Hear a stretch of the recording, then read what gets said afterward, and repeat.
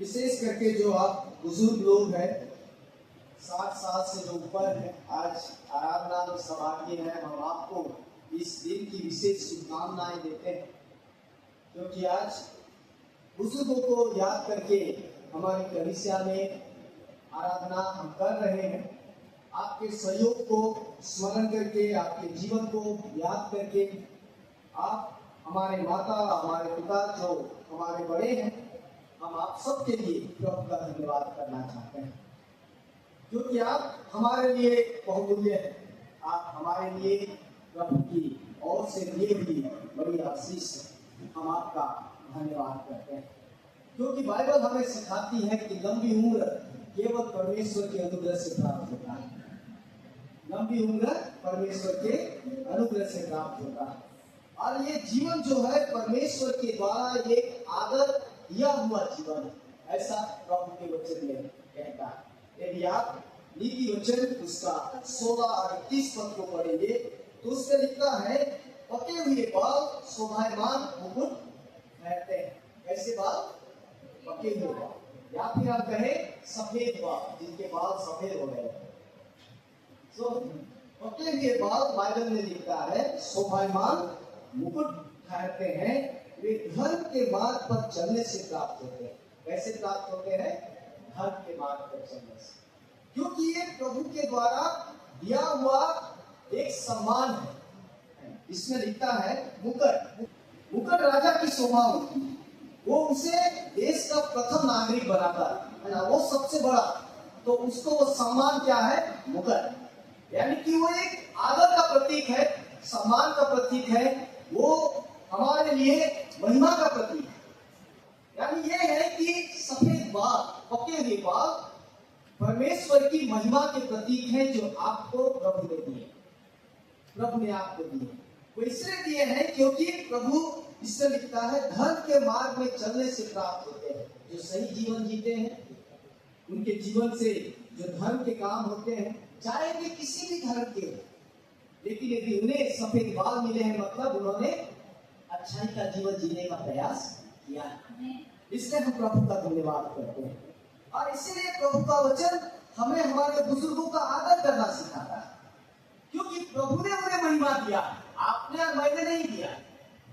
इसने महिमा दिया है, प्रभु ने महिमा दिया, इसलिए कि प्रभु ने महिमा दिया है। प्रभु चाहता है कि हम उनका आदर करें,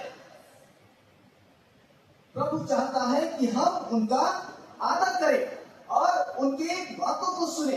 इसमें लिखता है, देखिए, क्योंकि ये प्रभु की इच्छा है। यदि आप लेवीय व्यवस्था 19 और उसके 32 पद को पढ़ेंगे, इसमें लिखता है, लेविटिकस 19:32 में ऐसा लिखता है, पक्के बाल वालों के सामने उठ खड़े होना और बूढ़े का आदर मान करना। क्या कहा है प्रभु ने? जिसके बाल सफेद है उनके सामने छोटों को उठ खड़े होना। चाहे हम कितने भी बड़े पद में हो, लेकिन हमारे उम्र के अनुसार से जो हमसे बड़े, उनके सामने प्रभु का वचन हमें कहता है कि पके बाल वाले के सामने उठ खड़े होना। यानी बुजुर्ग खड़ा रहे और हम बैठे रहे, ये उचित नहीं, परमेश्वर के वचन की वजह से। कभी कभी आप मेट्रो में जाते होंगे, ट्रेन में जाते होंगे, आज कोई बातों को मानता नहीं। अरे तुमको खड़ा करना है, खड़ा रहो, मैं तो बैठूंगा, मैं पहले आया हूँ, मैं बैठूंगा। मतलब ये सारी चीजें आज हमारे समाज से मिटने लगी है, हटने लगी। लेकिन प्रभु के लोगों के लिए प्रभु का ये आदेश, प्रभु की ये आज्ञा, प्रभु कहता है कि पके बाल वाले के सामने उठ खड़े होना। यानी कि यदि तुमसे कोई बुजुर्ग तुम्हारे सामने खड़ा, तुम्हें उनको जगह देना है, और यदि आप जवान है, यंग है, आप मजबूत है, आपको उसकी जगह में खड़े रहना। ये उनके प्रति हमारा आदर है जो हमें प्रकट करना है। इसमें लिखता है, पके बाल वाले के सामने उठ खड़े होना और बूढ़े का आदर मान करना और अपने परमेश्वर का भय निरंतर मानना। ऐसा करके प्रभु की आज्ञा मानने के द्वारा हम किसका भय मानते हैं? परमेश्वर का भय मानते हैं। क्योंकि मेरे प्रभु ने कहा मेरे प्रभु ने कहा है मुझे बुजुर्गों का आदर करना है। मेरे प्रभु ने कहा है कि यदि 70 साल का बुजुर्ग खड़ा है या मैं बैठा हूँ, मुझे चेयर मिल गया तो उचित नहीं है। मेरे प्रभु ने कहा है मुझे खड़ा होना है, उसको जगह देना है, भले वो लेट से आई हो या लेट से आया, लेकिन मुझे उनको जगह देना है। ऐसा करने से हमारा परमेश्वर के प्रति भय प्रकट होता है, ऐसा वचन लिखा है। मतलब हम परमेश्वर का भी आदर करते हैं, क्योंकि उसने कहा, हमने पालन किया और उससे प्रभु के नाम को महिमा दी। यानी जब हम अपने बुजुर्गों का आदर नहीं करते, इसका मतलब ये है कि हम परमेश्वर का अनादर करते हैं। ठीक है, किसका अनादर करते हैं? परमेश्वर का, जिसने हमें आदेश दिया, जिसने हमें आदेश दिया। इसलिए हमें याद रखना है कि यहोवा कहता है ऐसा करके मेरा भय मानते रहना, क्योंकि मैं यहोवा हूं, ऐसा प्रभु को चाहिए।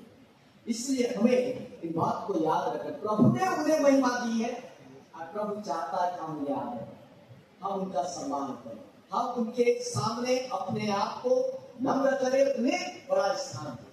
और इसके लिए हमारे लिए जरूरी है कि हम इस कार्य को करें।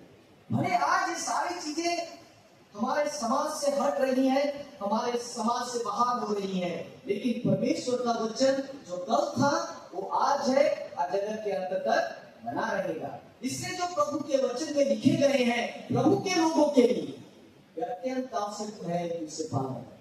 प्रभु के लोगों के लिए आप संसार से उम्मीद न करें, उन्हें बाइबल मिला नहीं पढ़ने के लिए, उन्हें रविवार के दिनों में आराधनाओं में वचन सुनने को मिला नहीं। आप उनसे उम्मीद न करें कि वे ऐसा करेंगे, लेकिन प्रभु हमसे उम्मीद करता है कि हम ऐसा करें। किससे उम्मीद करता है प्रभु? हमसे उम्मीद करता है, क्योंकि हमने प्रभु के वचन को सुना और प्रभु हमसे उम्मीद करता है कि हम इसे करें, क्योंकि ये जरूरी है।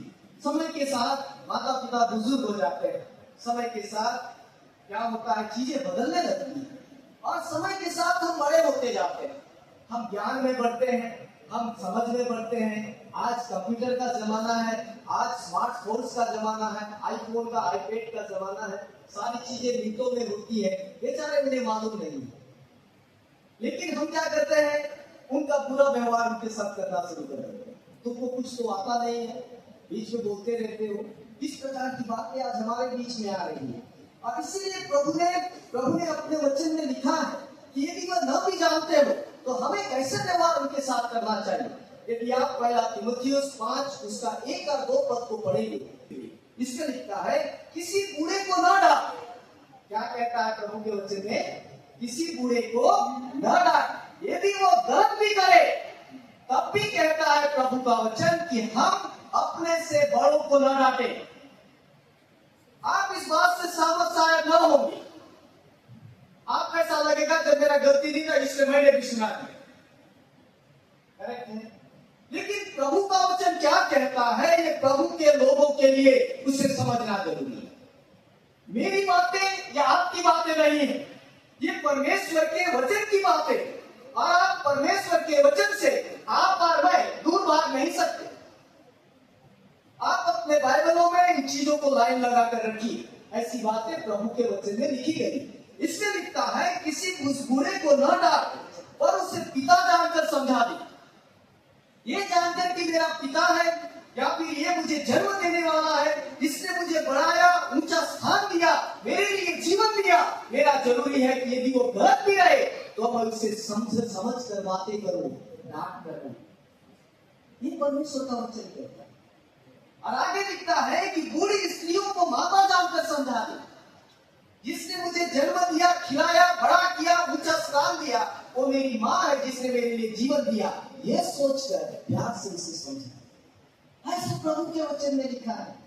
शायद हम इन बातों को आज बहुत ही अलग रीति से देखते हैं, लेकिन प्रभु का वचन कल भी लोगों ने इन्हीं वचनों को पढ़ा, आज भी हम इस वचन को पढ़ रहे हैं। जगत के अंत तक ये वचन पढ़े जा रहे हैं। हर युग के लोगों के लिए, for every generation, the word of God would be the same. कुछ बदलने वाला नहीं है। मेरे बच्चे के बाद में उसका बच्चा भी इसी वचन को पढ़ेगा जो मैं आज आपको समझा रहा। इसमें कोई बदलाव आने वाली नहीं है। परमेश्वर के वचन बदलते नहीं है। हम मिट जाएंगे, हमारी पीढ़ियां आएंगी, लेकिन परमेश्वर का वचन बना रहेगा। जो मानेगा वो फल पाएगा, जो नहीं परमेश्वर की आज्ञाओं को न मानकर प्रभु का अनादर करो। इन बातों को याद रखिए। हो सकता है हमारे बुजुर्ग गलत हो सकता है, हमारी माँ ने हमारी बात को शायद न माना हो, हमारे पिता ने शायद हमें न समझा हो, लेकिन तब भी प्रभु का वचन कहता है कि तुम उसके साथ कठोर व्यवहार नहीं कर सकते। अभी हमें यह सोचना है कि हमने अभी तक कैसे बर्ताव किया। क्या हम प्रभु के इस वचन को समझते हैं? हम कठोर बर्ताव नहीं कर सकते, भले वो गलत ही क्यों ना हो। कहता है प्रभु का वचन, प्यार से समझाया जा सकता है, उसके लिए क्रोध करने की जरूरत नहीं। अरे जब ऐसा करते हैं तो हम प्रभु के भय नहीं मानते और प्रभु का अनादर करते हैं। सीधी और सरल बात। जिन पक्के बालों को प्रभु ने महिमा दी है, उसे आप और मैं अनादर नहीं कर सकते। यदि हम अनादर करते हैं तो परमेश्वर के वचन के अनुसार हम प्रभु का भय नहीं मानते, हम प्रभु का अनादर करते हैं। इसलिए प्रभु के वचन में बुजुर्गों के लिए ये बातें सिखाई गई है। यदि आप प्रभु के वचन को देखेंगे, एक बहुत ही एक अच्छे व्यक्ति का उदाहरण प्रभु के वचन में लिखा। आपने बहुत बार उस व्यक्ति के बारे में सुना होगा, यूसुफ के बारे में। अपने 12 भाइयों में 11वां नंबर था। उसकी माँ जब वो छोटा था राहेल मर गई। उसके पिता याकूब, उसने उसे बड़े लाड प्यार से पाला था, लेकिन 10 भाइयों के बैर के कारण यूसुफ बेच दिया गया। क्यों? उसके 10 भाई जो थे वो यूसुफ से बैर रखते थे। उसके पिता उससे प्यार करता था और वो जाके गुलाम बन गया दूसरे देश में। वहां से उठाकर जेल में डाल दिया गया। किसी ने उसकी सुधी नहीं ली। समय ऐसा आया कि प्रभु ने उसे वहां से निकालने के फिरौन को स्वप्न दिया। उस यूसुफ के लिए जिसे वो निकालना चाहता था, फिरौन को स्वप्न दिया। उसने जाकर स्वप्न का अर्थ बताया और वो फिरौन के बाद मिस्र का दूसरा प्रधान बन गया। पूरे देश पर राज करने लगा। उसके भाई उससे मिलने आए। जब उन्हें पता चला कि यूसुफ तो यहाँ का प्रधानमंत्री बना है, सब डर गए। अब तो हमें बदला लेगा, जेल में डालेगा। लेकिन उसने ऐसा नहीं किया। उसने बताया कि मैं यूसुफ हूं। उसने पूछा कि मेरा पिता जिंदा है क्या अभी तक? उन्होंने कहा आपका पिता जिंदा है। उसने क्या किया? उसने अपने पिता के बाद खबर भिजवाई कि मैं अभी भी जिंदा हूं, आप मेरे साथ रहने के लिए आओ। उसके पिता को उसने कनान देश से बुलवा लिया। और प्रभु के वचन में लिखता है, यदि आप उत्पत्ति उसके 46 अध्याय को देखेंगे, उस पिता से वो लजाया नहीं। उस देश का प्रधानमंत्री होने के बाद भी उस पिता को उसने वैसा ही प्यार किया जैसे बचपन में वो अपने पिता से प्यार करता था। कई बार हम जब पढ़ लिख जाते हैं, बड़े बड़े लोग बन जाते हैं, हमारे माँ बाप का वैल्यू खत्म हो जाता है। तुमको क्या मालूम? लेकिन याद रखिए, जो प्रधानमंत्री बना मिस्र पूरे देश का, उसने अपने पिता का प्यार नहीं खोया। अंतिम समय में भी वो पिता के साथ रहा। उसने अपने पिता की पूरी सेवा की। भले वो उस देश का प्रधानमंत्री बन गया, लेकिन उसने अपने पिता के प्रति प्यार और सम्मान किया। कामयाबी शायद हमें जगत बहुत दे देगी। हम शायद बड़े से बड़े पदों पर पहुंच जाएं, बड़े से बड़ा धन और बड़े से बड़ी ताकत हम अपने आप में ले आए, लेकिन पिता होता है माता। हम उनके सम्मान में किसी भी तरह का समझौता नहीं कर सकते। We cannot bargain when it comes to the respect to our parents, जो आज हम करने लगे। यूसुफ नहीं भूला कि उसका पिता अभी जिंदा है। वो चाहता तो कनान देश में अपने पिता को रख सकता था कि तू वहीं रह, मैं खाना भेज रहा हूं। वो चाहता तो कर सकता था, लेकिन उसने ऐसा नहीं किया। उसने अपने पास बुला लिया और वचन में लिखता है, मिस्र देश का सबसे उत्तम जगह उसने फिरौन राजा से मांगकर अपने पिता को दिया। सबसे उत्तम। अब बाइबल में पढ़िए, गोसेन देश ने दिया। वो मिस्र का सबसे उत्तम देश, उत्तम जगह था, जो उसने राजा से मांगकर अपने पिता को दिया। क्या क्या दिया हमने और क्या क्या हम कर रहे हैं उनके लिए, जो हमारे बुजुर्ग हैं, हमारे माता पिता है।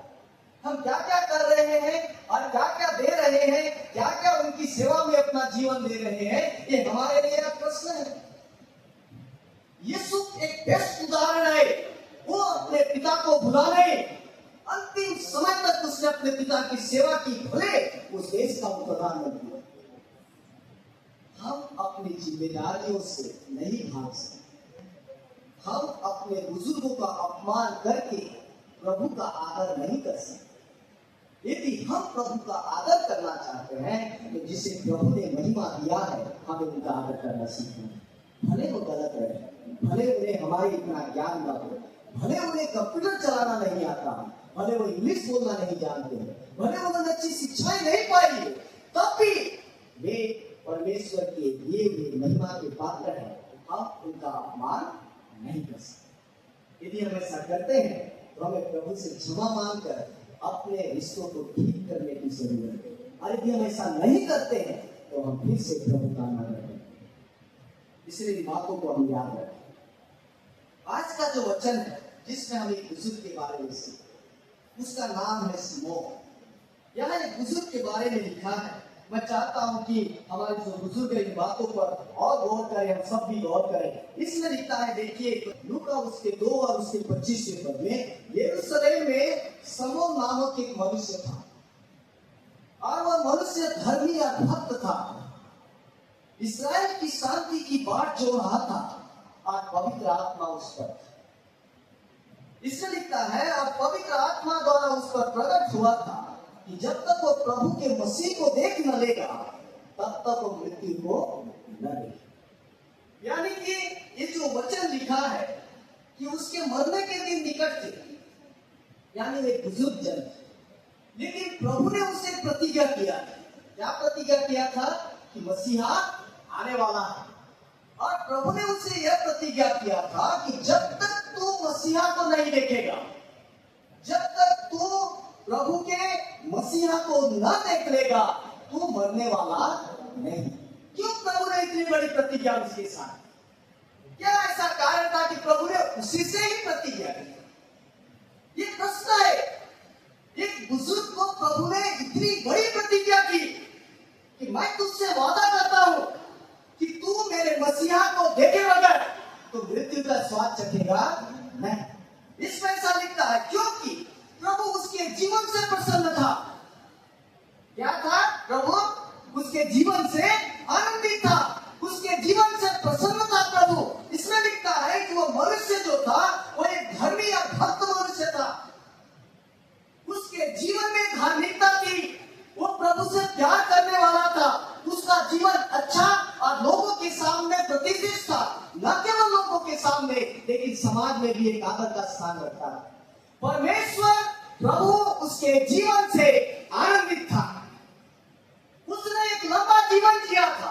हो सकता है इस समय में 80 या 85 साल का हो, हम नहीं जानते, लेकिन इन सभी सालों में उसने एक ऐसा जीवन जिया कि परमेश्वर उससे प्रसन्न है।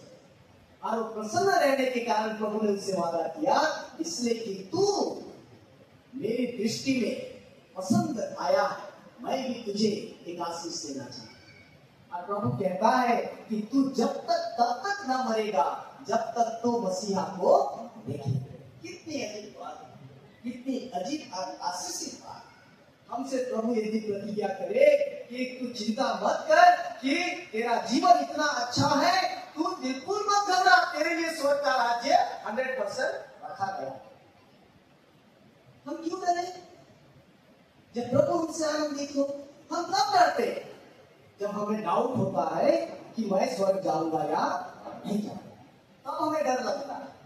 हम ये सोच आता है कि अभी कैसा, हमारा जीवन कैसा है प्रभु के साथ। इस व्यक्ति से प्रभु आनंदित था, प्रभु प्रसन्न था उसके जीवन से, उसके चाल चलन से, उसकी बातों से, उसकी धार्मिकता से। और प्रभु उससे वादा करता है, मैं तुझसे आनंदित हूँ और मैं भी तुझे बताना चाहता हूँ कि मैं तुझे तब तक नहीं बुलाऊंगा जब तक तू जगत में अपने आंखों से मसीहा को देख न ले। एक बुजुर्ग के लिए और हम सब जो प्रभु में जी रहे इस जगत में, प्रभु की प्रसन्नता का जीवन अति आवश्यक है। कभी कभी हम जितना बुजुर्ग और सीनियर होते जाते हैं उतना लड़ने वाले होते हैं। हमको लड़ना है, हम उतनी बुराई करने वाले होते जाते हैं, हम उतनी आपस में मतभेद को लाने वाले हो जाते हैं, उतने घरों में झगड़े और उतने घरों में हर प्रकार के डिस्प्यूट आने लग जाते हैं, जितने हम बढ़ते जाते हैं। लेकिन प्रभु चाहता है कि हम जितने उम्र में बढ़े, धार्मिकता में भी बढ़े, सच्चाई में बढ़े, प्रेम में बढ़े, आदर में बढ़े, आपस में एक दूसरे के साथ अच्छे संबंधों में बढ़े, ऐसा जीवन प्रभु हमसे उम्मीद करता है। इसलिए प्रभु इससे कहता है, मैंने तुझे देखा है, तूने अच्छा जीवन जिया है, तू जी रहा है, तुझमें धार्मिकता है, तुझमें भक्ति है, तुझमें प्यार है, तुझमें क्षमा है, तुझमें दया है, तुझमें वो सारी अच्छाइयां मैं देखता हूं जो मैं देखना चाहता हूं। इसलिए मैं तुझसे कहता हूं कि जब तक तू मसीहा को देखेगा नहीं तो मृत्यु को प्राप्त नहीं करेगा। कितनी जरूरी है कि जब हम समय में बढ़ते जाते हैं, हम बुजुर्ग हैं, हमारा जीवन अच्छा और अच्छा और अच्छा होते जाता है, क्योंकि हमारे दिन इस जगत में पूरे होने वाले हैं और हमारे प्रभु के पास जाने का समय निकट है। हमारी जिंदगियां और अच्छी होनी चाहिए।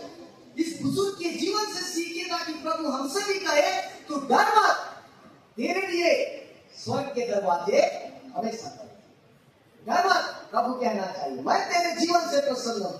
क्या चाहती है तू मां? प्रभु कहना चाहिए, क्या चाहता है मुझसे मां? मैं तुझे देने के लिए तैयार हूं, मैं तेरे जीवन से प्रसन्न हूं।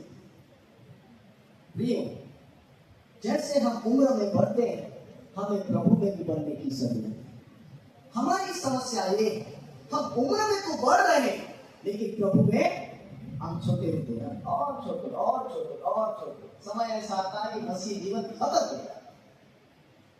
हम उम्र में बढ़े तो प्रभु में भी बढ़ना चाहिए। हम उम्र में बढ़े तो विश्वास में भी बढ़ना चाहिए। हम उम्र में बढ़े तो दया, करुणा, कृपा में भी बढ़ना चाहिए। हम उम्र में बढ़े तो हमें प्रभु के वचनों में भी बढ़ना चाहिए। क्या हो रहा है? हम उम्र में बढ़ तो रहे हैं, प्रभु में घटते जा रहे हैं। ऐसा जीवन प्रभु नहीं चाहता।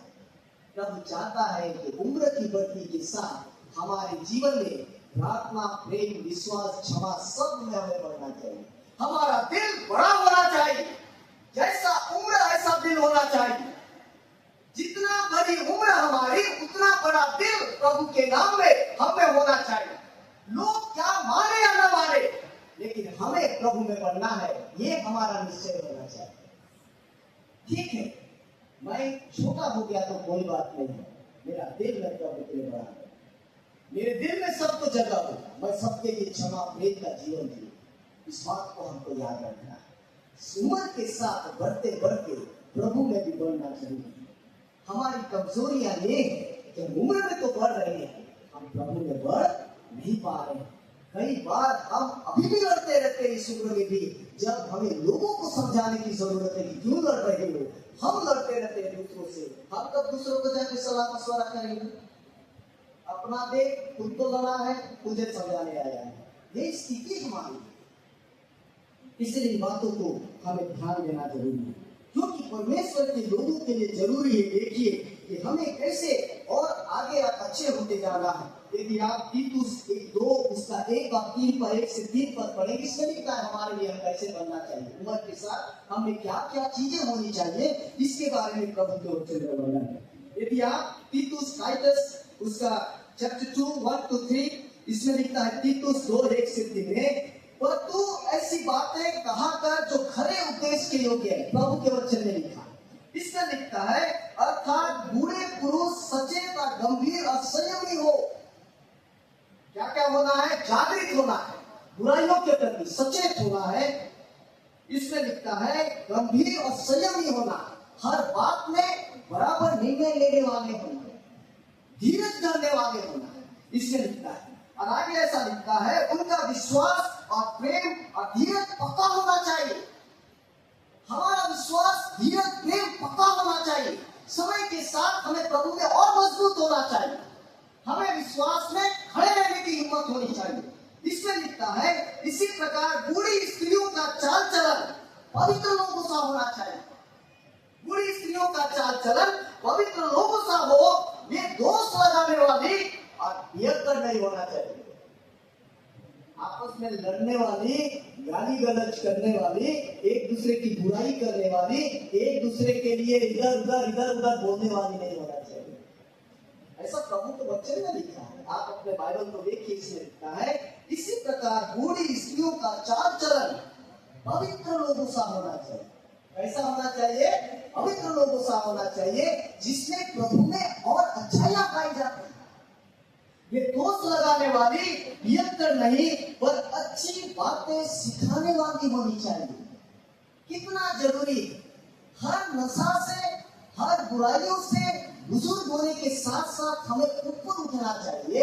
बुराई करने वाली नहीं, अच्छी बातें सिखाने वाली होनी चाहिए। हम जहां भी बैठे अच्छाइयों की बातें करें, बुराइयों की नहीं। हम झगड़ाओं को सुलझाने का काम करें, झगड़ा लगाने का। जैसे जैसे हम उम्र में बढ़ते हैं, उसी प्रकार विश्वास में भी, प्रभु में भी बढ़ने की जरूरत है। तब हम हमारे आने वाली पीढ़ियों के लिए एक और अच्छी शिक्षा और विश्वास देकर जाएंगे। तब लोग कहेंगे कि मेरी नानी ने मुझे जो सिखाया, मेरी आजी ने जो मुझे सिखाया, वो मैं आज भी याद रखता हूं कि उसने मुझे ऐसा सिखाया। ये होनी चाहिए। हमारे जाने के बाद भी हमारे नाती पोते हमारी अच्छाइयों को याद रखना चाहिए। हमारे गुजर जाने के बाद भी हमारी संतानें ये कहनी चाहिए कि ये बातें मेरे घर में मेरे पुरखाओं ने मुझे सिखाया है, और मैं इन बातों को छोड़ूंगा नहीं, क्योंकि प्रभु ने मुझे सिखाया। क्या हम ऐसा कर रहे हैं? हम प्रभु में तो घट रहे हैं संसार में। आखिरी समय तक हमको सामान चाहिए। प्रभु में बढ़ना है। संसार की उम्र के साथ प्रभु में भी उम्र में बढ़ना है। तब लिखता है कि पके हुए बाल शोभायमान फूल के समान। क्या लिखता है? और ये धर्म के रास्ते पर चलने से मिलते हैं। यदि आप सच्चाई के रास्ते में चलेंगे, न केवल महिमा इस पृथ्वी में हमारी प्रभु देगा, आने वाली पीढ़ियां भी हमें याद रखेंगे कि मेरे नाना ने, मेरी नानी ने, मेरे दादा ने, मेरी दादी ने, मेरे आजा ने, मेरे आजी ने मुझे ये सिखाया, और मैं तुझे सिखा रहा हूँ, तुझे इस बात को सीखने। प्रभु आप सबको आशीष। हमारी प्रार्थना है कि आप जितने भी बुजुर्ग, आपका जीवन मुकुट के समान प्रभु ने दिया है, और हमें भी हमारा कर्तव्य है कि हम उनका आदर करें, जिन्हें प्रभु ने कर दिया है, जिन्हें प्रभु ने आदर दिया है। भले में हमारे साथ शिक्षाओं में, ज्ञान में अभी हमारे बराबर नहीं है, लेकिन हमें जन्म देने वाले, हमें बढ़ाने वाले, हमें प्यार करने वाले, हमें सुंदर जीवन देने वाले हमारे बुजुर्ग हैं। हमें उनके प्रति सम्मान रखना है, तब हम परमेश्वर का आदर करेंगे। अन्यथा हम प्रभु का आदर करते हैं। हम प्रार्थना